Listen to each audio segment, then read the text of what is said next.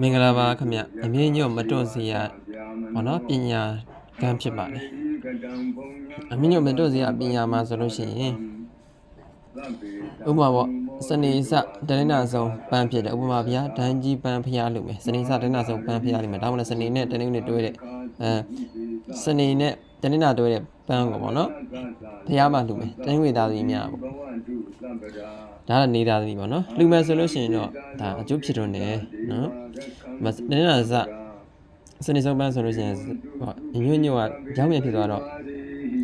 လောကီကိစ္စမှာအကျိုးဖြစ်ထွန်းမှုအားနေတာပေါ့နော်ဘုရားရှင်ကိုယ့်ဘက်ကသဒ္ဓါစိမ့်နဲ့လူတာတတ်နော်ပညာကံကိုပြောပြတာဖြစ်ပါတယ်ဒါပညာကံတတ်ပါဘုရားရှင်ကိုသဒ္ဓါစိမ့်နဲ့လူတာဘယ်လိုပဲလူကုသိုလ်ရပါကျွန်တော်အင်္ဂါသားနော်ကျွန်တော်အင်္ဂါသားမှာဆိုရင်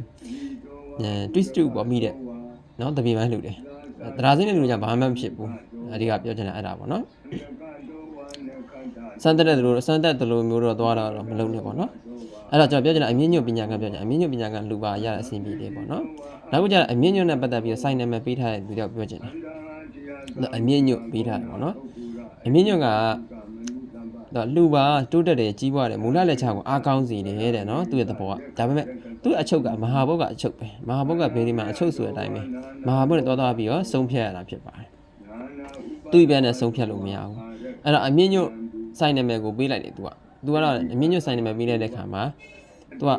အဆင်မပြေဘူးသူကကြာရှုံးသွားတယ်ပေါ့နော်တနင်္ဂနွေသမီးပဲသူ73ရိုင်ကိုအမြင့်ညွတ်နာမည်နဲ့ပေးလိုက်တယ်ပေါ့နော်အမြင့်ရဲ့သဘောကတော့အသက်ရှိကြတယ်စီးပွားဥစ္စာကိုလလပါကိုပြီးစီတယ်ပေါ့နော်အစီမီအောင်မြင်စေတဲ့သဘောကိုရှိပါတယ်အဲ့ဒါပေမဲ့အမြင့်ညွတ်တိုင်းတော့အကျိုးပေးနိုင်စွမ်းကမတူကြဘူးပေါ့နော်မတူဘူးအဲ့ဒါကတော့အဖွားဇာတာနဲ့ဆိုင်နေပေါ့နော်စမ်းစစ်ရပါတယ်သူကတော့6ခုချင်းပေါ့နော်6ခုချင်းမဟာဘုတ်တနင်္ဂနွေသမီးအမြင့်ညွတ်ကိုတစ်ချက်ကြည့်လိုက်မယ်နော်ဒီမှာစနေရအမြင့်တနင်္လာကအညွတ်ပေါ့နော်ဒီမှာကြည့်မယ်အမြင့်ညွတ်နော်ဒီမှာကြည့်ရင်အဖြေကပေါ်ပါတယ်အဲ့ဒါကြောင့်မလို့ဒီမျိုးသမီးတနင်္ဂနွေသမီးကစီးပွားရေးလုပ်တဲ့ခါမှာအမြင့်ညွတ်နဲ့အဆိုင်နဲ့မပေးတာပြုတ်သွားတယ်ပေါ့နော်ပြုတ်သွားတယ်အဆင်မပြေဘူးတဲ့နောက်တစ်ဦးရလည်းတနင်္ဂနွေသမီးပဲပေါ့နော်ဒီလိုတနင်္ဂနွေသမီးပဲသူကဝင်လိုက်တယ်ဝင်တဲ့အခါမှာအမြင့်ညွတ်ကိန်းနေပဲပေါ့နော်အမြင့်ညွတ်ကိန်းပဲဘာကွာလဲဆိုတော့သူကမဟာဘုတ်က3ကျွန်းကွာသွားတယ်သူရဲ့အမြင့်ညွတ်တစ်ချက်ကြည့်မယ်ဒီမှာအမြင့်ဒီမှာအညွတ်နော်ဒီမှာမစိုးဘူးနော်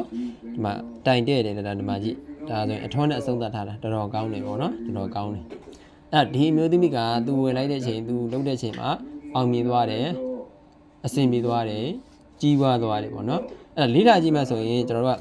ဒီအင်္ဂါဝိဇ္ဇာနဲ့လည်းမပြီးဘူးเนาะမဟာဘုတ်နဲ့အဆုံးဖြတ်ကိုရယူရတယ်ပေါ့เนาะမဟာဘုတ်ကအဆုံးဖြတ်ပဲအဲ့ကြောင့်ဘေးရင်အချုပ်မဟာဘုတ်လို့ပြောတာပေါ့เนาะမဟာဘုတ်ကိုကြည်လဲတော်တော်လေးကိုကောင်းမှပါတယ်ခင်ဗျဒီဒုတိယမျိုးသမီးကတော်တော်အဆင်ပြေသွားတယ်ပထမမျိုးသမီးကအဲ့ဒီဆိုင်မှာအဆင်မပြေဘူးပေါ့เนาะပြုတ်သွားလို့အဲ့ဒီဆိုင်ကိုရောင်းထုတ်လိုက်ရတယ်ဒီမျိုးသမီးကိုထပ်ဝင်လိုက်တာပေါ့เนาะဒါလေးပညာဒါနအနေနဲ့ပြပြတာဖြစ်ပါတယ်အားလုံးကျမ်းမာချမ်းသာအဆင်ပြေပါစေ